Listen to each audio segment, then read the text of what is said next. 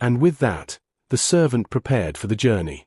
The servant loaded 10 camels with gifts, precious items, wealth, and signs of Abraham's prosperity. He set out on a long journey across deserts and open lands, traveling back to the city of Nar in Mesopotamia. This journey would have taken weeks. Along the way, the servant carried not just gifts, but responsibility. The future of God's promise rested in his obedience. When he finally arrived, evening was falling.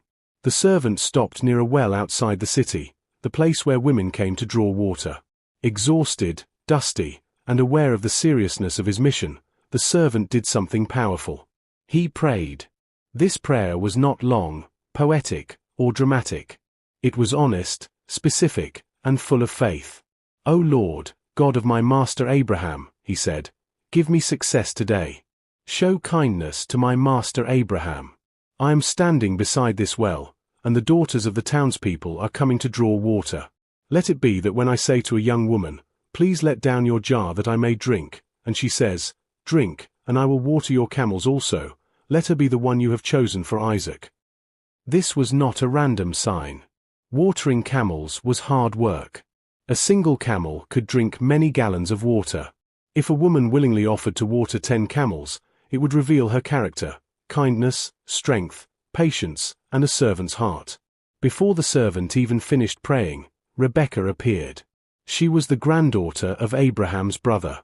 The Bible describes her as very beautiful, a young woman who had never been married.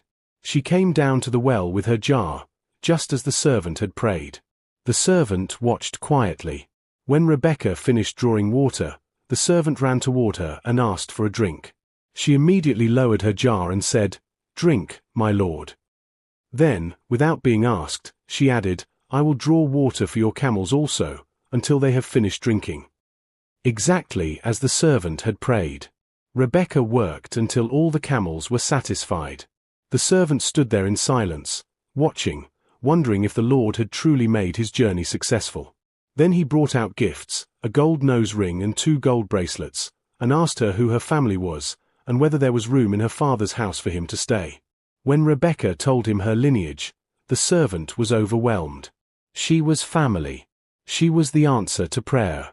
The servant bowed his head and worshipped the Lord right there at the well.